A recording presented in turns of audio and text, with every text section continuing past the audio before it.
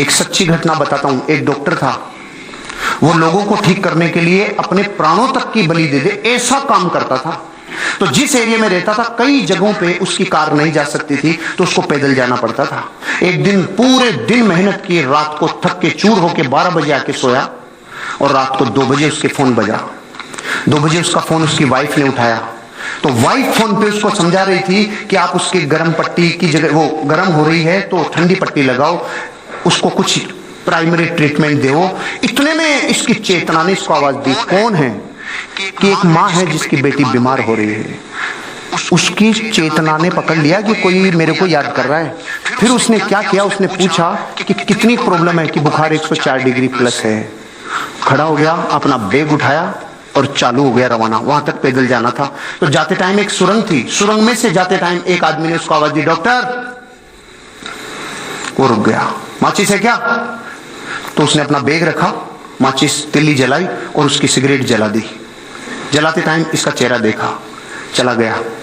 फिर जब वापस आ रहा था उस लड़की का इलाज करके, वापस उसने पूछा, डॉक्टर माचिस है क्या? इसने फिर नीचे बैग रखा, माचिस की तिल्ली जलाई और इसकी सिगरेट जला दी। फिर भी चेहरा देखा, आगे चला गया। रात को 4 बजे 5 बजे जाके सोया। सुबह 7 बजे इसके ऑफिसर का फोन आया, इसके डॉक्टर ऑफिसर का फोन आया कि आपकी अर्जेंट जरूरत है हमें। रात को अपने ऑफिसर का किसी आदमी ने मार पिटाई कर दी, बहुत ज्यादा घायल हैं। सुरंग में किसी ने इनको लूट लिया और इनको बहुत नुकसान पहुंचाया, इनका इलाज करने के लिए आपको आना पड़ेगा।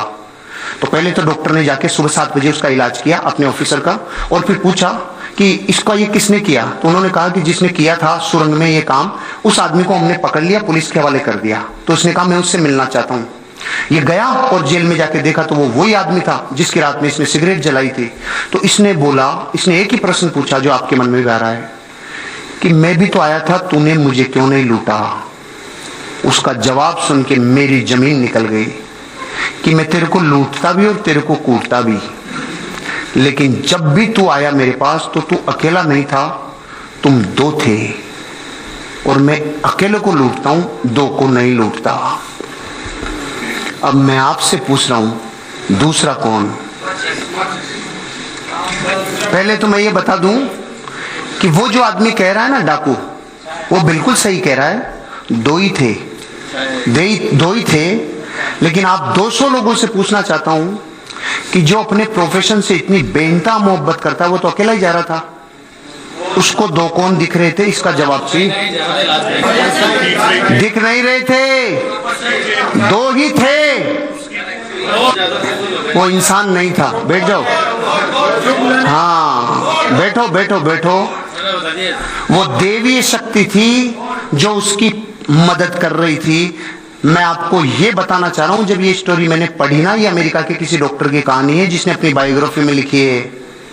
उसके साथ वो पावर थी जिसको आप लोग और हम लोग सुप्रीम पावर कहते हैं, क्योंकि उसको ये पता था कि इस आदमी के साथ हादसा होगा। जो अपने प्रोफेशन को इतना बेइंतहा मोहब्बत करता है, वो तो अकेला ही था ना, उसको थोड़ी पता था।